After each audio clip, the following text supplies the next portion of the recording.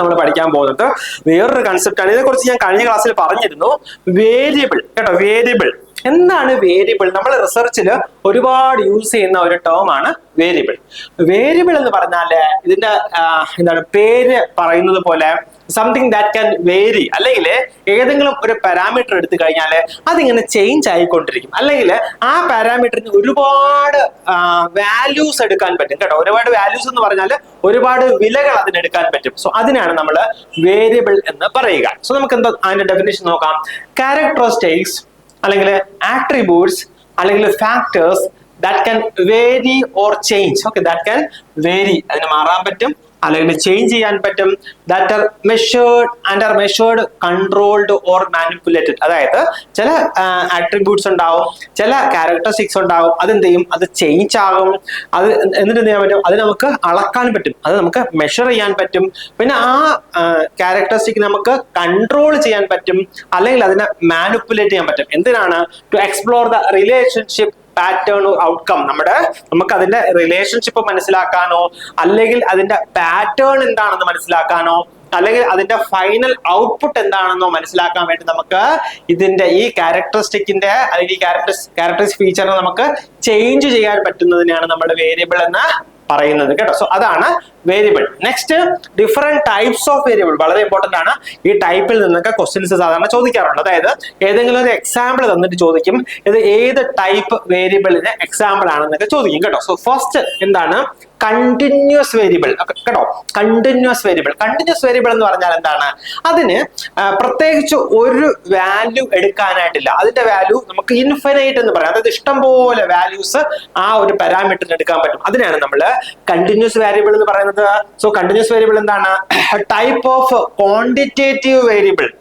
എന്താണ് quantitative variable? Quantitative variable എന്ന് പറഞ്ഞാല് നമുക്ക് അളക്കാൻ പറ്റുന്ന, നമുക്ക് മെഷർ ചെയ്യാൻ പറ്റുന്ന വേരിയബിളിനെയാണ് നമ്മൾ ക്വാണ്ടിറ്റേറ്റീവ് വേരിയബിൾ എന്ന് പറയുന്നത്.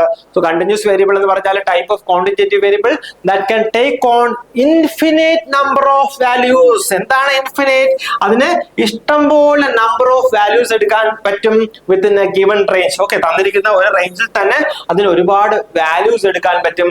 Allowing for fractional and precise measurements കേട്ടോ. അതായത് കൃത്യമായിട്ടുള്ള വാല്യൂ, പ്രിസൈസ് എന്ന് പറഞ്ഞാൽ കൃത്യമായിട്ടുള്ള വാല്യൂ, അത് ചിലപ്പോൾ പോയിന്റിലായിരിക്കും, ഡെസിമലിലായിരിക്കും, അല്ലെങ്കിൽ ഫ്രാക്ഷൻസിലായിരിക്കും. നമുക്ക് അത്രയും എണ്ണം വാല്യൂസ് എടുക്കാൻ പറ്റുന്നതിനാണ് നമ്മൾ കണ്ടിന്യൂസ് വേരിയബിൾ എന്ന് പറയുന്നത്. എക്സാമ്പിൾ ഹൈറ്റ്, വെയിറ്റ്, ടെമ്പറേച്ചർ ഒക്കെ. ഹൈറ്റ് നമ്മൾ പറഞ്ഞു കഴിഞ്ഞാൽ പറയും അല്ലെ, 132.3, 132.35, 132.356. അത്രയും പ്രിസൈസ് ആയിട്ട് നമ്മൾ മെഷർ ചെയ്ത് കഴിഞ്ഞാൽ നമുക്ക് ഒരുപാട് വാല്യൂസ് എടുക്കാൻ പറ്റും. സോ അതിനാണ് നമ്മുടെ കണ്ടിന്യൂസ് വേരിയബിൾ എന്ന് പറയുന്നത് കേട്ടോ. Continuous variable. Next, discrete variable. Discrete variable എന്ന് പറഞ്ഞാൽ എന്താണ്? നേരത്തെ നമ്മൾ പറഞ്ഞു കണ്ടിന്യൂസ്, അതായത് ഒരുപാട് വാല്യൂസ് എടുക്കാൻ പറ്റും എന്ന് പറഞ്ഞു. ഡിസ്ക്രീറ്റ് വേരിയബിൾസ് എന്ന് പറഞ്ഞാൽ കുറച്ച് ലിമിറ്റഡ് നമ്പർ ഓഫ് വാല്യൂസേ ഉണ്ടാവുള്ളൂ. സോ ആ വാല്യൂസ് മാത്രമേ നമുക്ക് എടുക്കാൻ പറ്റുള്ളൂ. എക്സാമ്പിൾ ഞാൻ പറയാം. Number of students in a class. അതായത് ഒരു ക്ലാസ്സിൽ എത്ര കുട്ടികൾ ഉണ്ടെന്ന് ചോദിച്ചു കഴിഞ്ഞാൽ നമ്മൾ ആരെങ്കിലും പറയോ 2.5 സ്റ്റുഡന്റ് ഉണ്ട്, അല്ലെങ്കിൽ 2.35 സ്റ്റുഡന്റ് ഉണ്ടെന്ന് നമ്മൾ പറയോ? ഇല്ല അല്ലേ. നമ്മൾ പറയും 2 സ്റ്റുഡന്റ് ഉണ്ട്, അല്ലെങ്കിൽ 25 സ്റ്റുഡന്റ് ഉണ്ട്, അങ്ങനെയല്ലേ നമ്മൾ പറയത്തുള്ളൂ. സോ അതിനാണ് ഡിസ്ക്രീറ്റ് വേരിയബിൾ എന്ന് പറയുന്നത്. So discrete variable is a type of quantitative variable. നമുക്ക് അളക്കാൻ പറ്റുന്ന, മെഷർ ചെയ്യാൻ പറ്റുന്ന വേരിയബിൾ ആണ്. that can only take on distinct separate values. അതിനെന്താണ്? ഡിസ്റ്റിങ്ക്റ്റ് ആയിട്ടുള്ള സെപ്പറേറ്റ് വാല്യൂസ് മാത്രമേ എടുക്കാൻ പറ്റൂ. Often counted in whole numbers with no intermediate values possible. അതിനിടയ്ക്ക് ഒരു ഇന്റർമീഡിയറ്റ് വാല്യൂസും ഇല്ല, അതെല്ലാം ഹോൾ നമ്പേഴ്സിലായിരിക്കും. എക്സാമ്പിൾ എന്താണ്?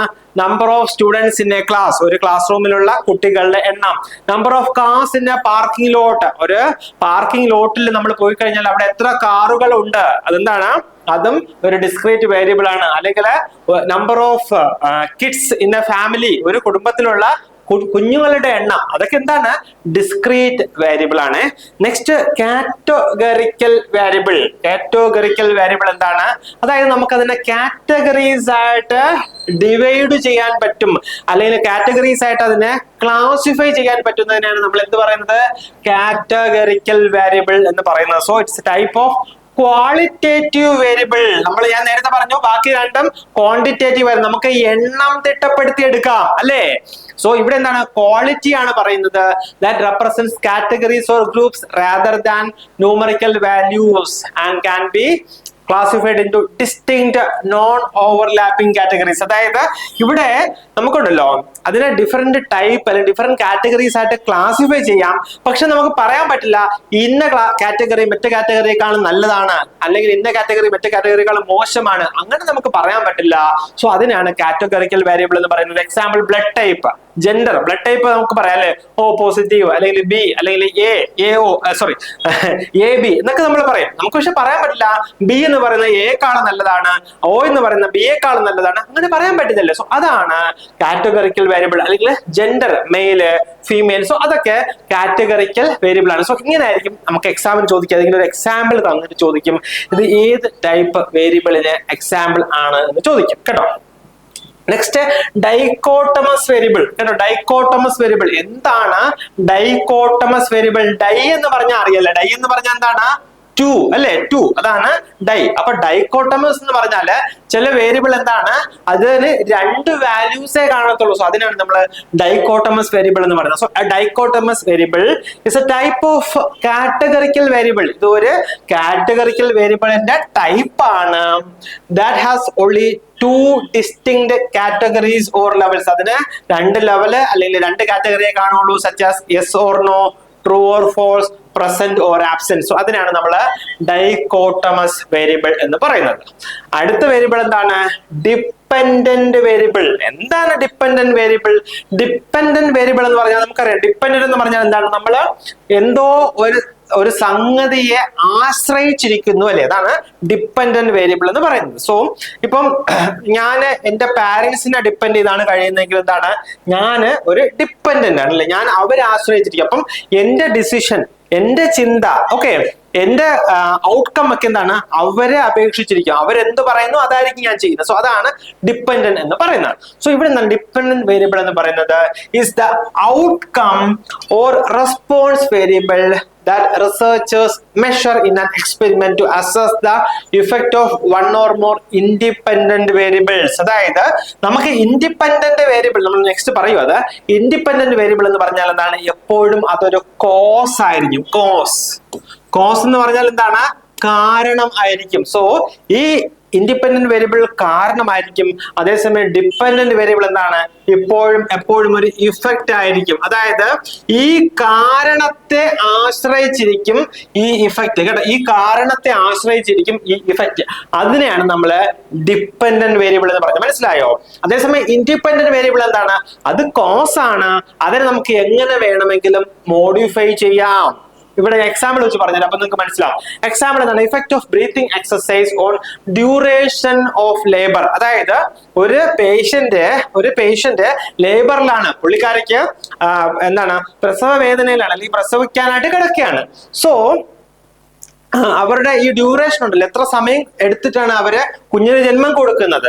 സോ ആ ഡ്യൂറേഷൻ ഓഫ് ലേബറിലെ ഈ ബ്രീത്തിങ് എക്സർസൈസിന്റെ ഇഫക്റ്റ് എന്താണ് എന്നുള്ള ഒരു സ്റ്റഡി. ഓക്കെ, സോ ഈ സ്റ്റഡിയില് ഡിപ്പെൻഡന്റ് വേരിയബിൾ എന്ന് പറഞ്ഞാൽ എന്താണ്, ഡ്യൂറേഷൻ ഓഫ് ലേബർ. കാരണം എന്താണ്, ഈ ഡ്യൂറേഷൻ ഓഫ് ലേബർ എന്തിനെ ആശ്രയിച്ചാണ് ഇരിക്കുന്നത് അല്ലെങ്കിൽ എന്തിനെ ഡിപ്പെൻഡ് ചെയ്തിട്ടായിരിക്കുന്നത്, ഈ ഇഫക്റ്റ് ഓഫ് ഈ ബ്രീത്തിങ് എക്സസൈസിനെ ഡിപ്പെൻഡ് ചെയ്തിട്ടാണ് ഈ ഡ്യൂറേഷൻ ഓഫ് ലേബർ ഇരിക്കുന്നത് അല്ലെ. സോ അതുകൊണ്ട് എന്താണ്, ഡ്യൂറേഷൻ ഓഫ് ലേബർ എന്ന് പറയുന്നത് ഒരു ഡിപ്പെൻഡന്റ് വേരിയബിൾ ആണ്.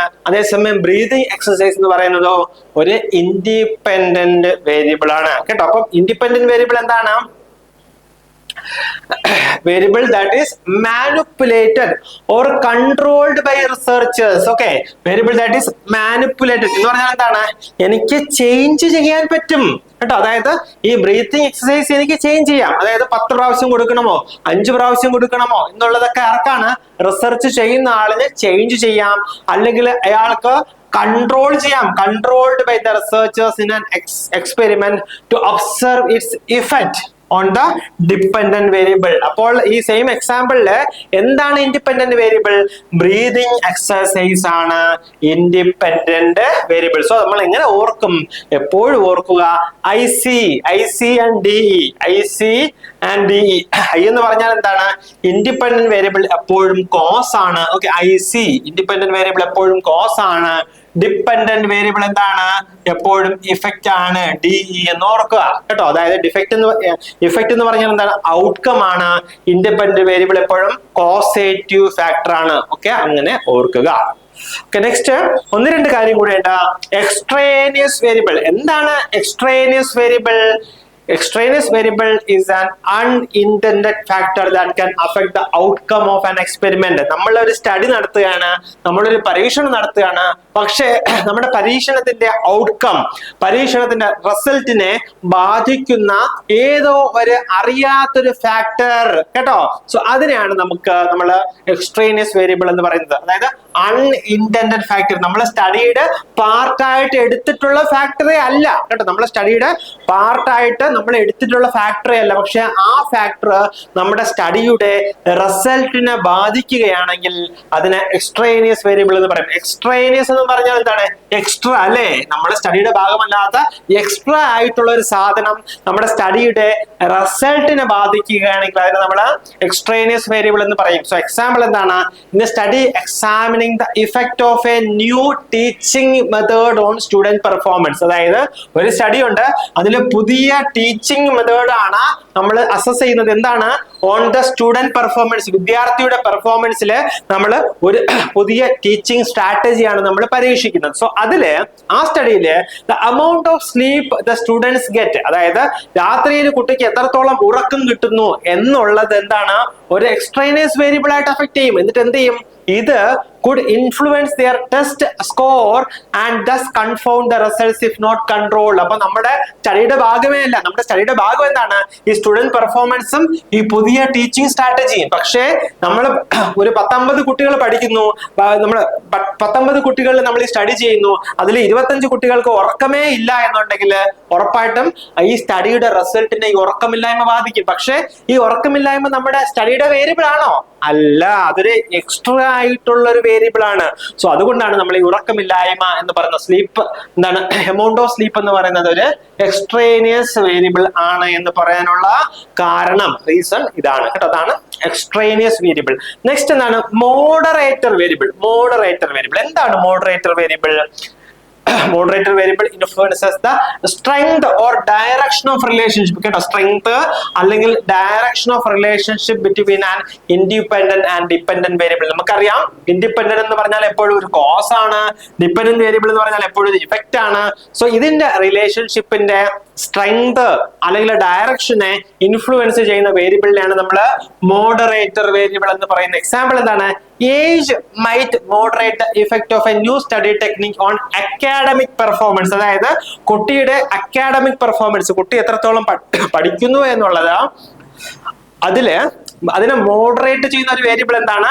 ഏജ്. അതായത് കുട്ടികളുടെ വയസ്സായിരിക്കും ഈ അക്കാഡമിക് പെർഫോമൻസിനെ മോഡറേറ്റ് ചെയ്യുന്നത് with the technique being more effective four younger students. എപ്പോഴും യങ്ങർ ആയിട്ടുള്ള അല്ലെങ്കിൽ കുഞ്ഞു കുട്ടികൾക്കായിരിക്കും, അല്ലെ യങ് ആയിട്ടുള്ള ആൾക്കാർക്കായിരിക്കും ഈ കൂടുതലായിട്ട് പഠിക്കാനുള്ള താല്പര്യവും പഠിക്കാനുള്ള ഒരു മൈൻഡ് സെറ്റും ഒക്കെ ഉണ്ടാകുക. സോ അതുകൊണ്ട് ഇവിടെ എന്താണ്?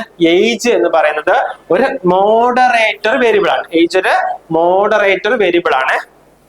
Next mediating variable. എന്താണ് mediating variable? Explain the process through which an independent variable affects a dependent variable. അതായത് ഏത് രീതിയിലാണ് ഈ ഇൻഡിപെൻഡന്റ് വേരിയബിൾ ഡിപെൻഡന്റ് വേരിയബിളിനെ അഫക്ട് ചെയ്യുന്നത്. സോ അതിനെയാണ് മീഡിയേറ്റിംഗ്. മീഡിയേറ്റർ എന്ന് പറഞ്ഞാൽ എന്താണ്? ഒരു സാധനം എന്തെങ്കിലും ഒരു കാര്യം എന്ത് ചെയ്യുന്നു? അഫക്ട് ചെയ്യുന്നു അല്ലെ? So explains the process through which, ഏത് രീതിയിലാണ് ഈ ഇൻഡിപെൻഡന്റ് വേരിയബിൾ ഡിപെൻഡന്റ് വേരിയബിളിനെ അഫക്ട് ചെയ്യുന്നത്. സോ അതിനെയാണ് മീഡിയേറ്റിംഗ് വേരിയബിൾ എന്ന് പറയുന്നത്. Example, stress could mediate the relationship between workload and job satisfaction. അതായത് ഈ വർക്ക് ലോഡിനെയും ജോബ് സാറ്റിസ്ഫാക്ഷനെയും മീഡിയേറ്റ് ചെയ്യുന്ന ഒരു ഫാക്ടർ എന്താണ്? Stress. where increased workload leads to higher stress which in turn reduces job satisfaction. അതായത് നമുക്ക് വർക്ക് ലോഡ് കൂടുമ്പോൾ എന്ത് ചെയ്യുന്നു? സ്ട്രെസ് കൂടുന്നു. അതുകൊണ്ട് നമ്മുടെ ജോബ് സാറ്റിസ്ഫാക്ഷൻ കുറയുന്നു. സോ അതുകൊണ്ട് ഇവിടെ എന്താണ്?